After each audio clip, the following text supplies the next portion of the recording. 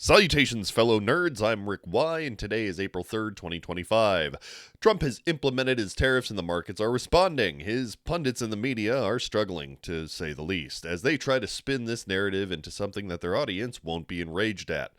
We can't let the people see the dear leader for who he really is. And frankly, I'm blown away at the lack of response by those who just months ago were telling me that Biden's bull market was the worst we had seen in decades.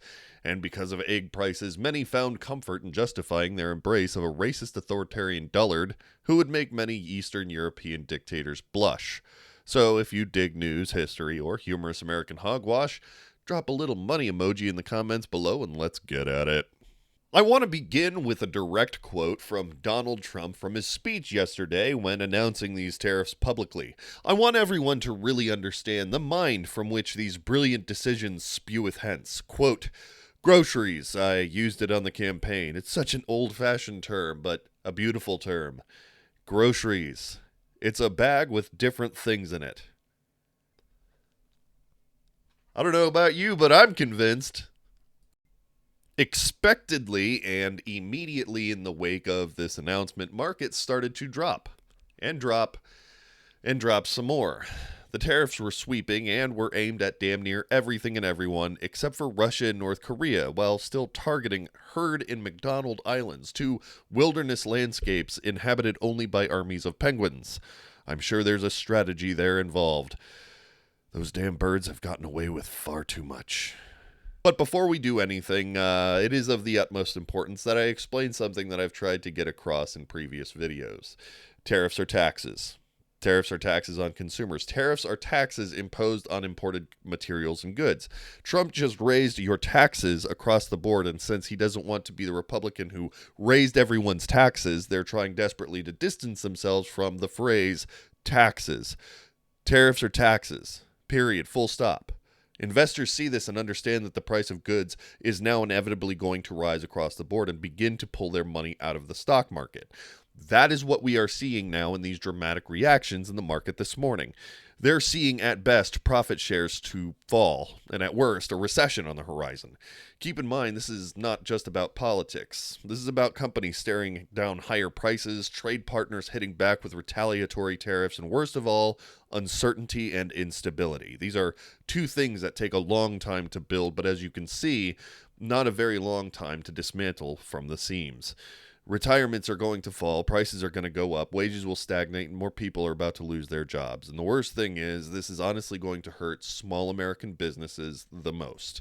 Yet instead of actually reporting on this in an honest fashion or discussing this travesty in any good faith, conservatives are now trying to convince you to take this pain. Harris Faulkner over at Fox News said, and I quote, "Talk in plain speak with them.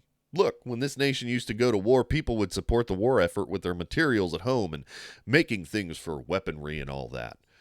We got to do a 100% buy-in over this bumpy period," which is a fascinating take from a person who asked Biden for empathy on rising costs and blamed him for what she called a terrible economy. Now, if you suck up the cost, you're a patriot. You see the stupid game they play? It's absurd.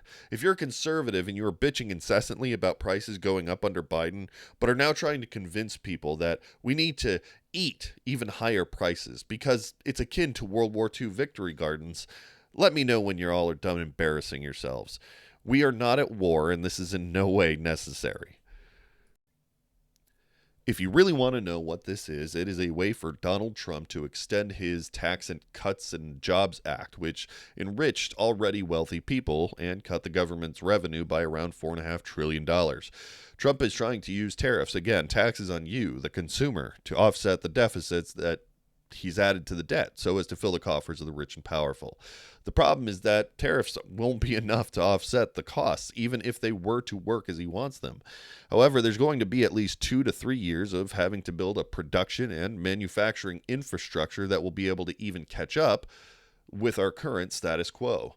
It will take at least another decade to earn revenue. But that isn't how this works, because the American is going to see price go up and they're going to spend less, which means that an even higher revenue deficit than originally planned. And if any of this works, the American consumer is going to face at least the remainder of Trump's term in office financially struggling to keep their heads above water to see any return in the market, and even longer to see it in their wallets personally. We're in currently a pretty dire economic situation, and it's all largely due to an inability for people to understand tariffs and chose to spend their energy ridiculing or trolling those who tried to warn them. If I were you, the only way that we can now try and steer this in another direction is by calling your senators and representatives. Conservative viewers, MAGA, this is kind of your opportunity to shine at the moment. We're all in this mess because of your need to own the libs over all else. I would say it's incumbent upon you to take the time to voice your concerns, and I'll leave a link for you to find your local representatives in the description page. I suggest everyone start being a little bit more frugal. You're going to need all those extra couch pennies in the coming months and years if something doesn't right this ship soon. Anyway, I appreciate you watching, and if you dig the content, consider liking and subscribing. This independent media sphere depends on the communities that we build to grow and thrive. Y'all come back now. You hear?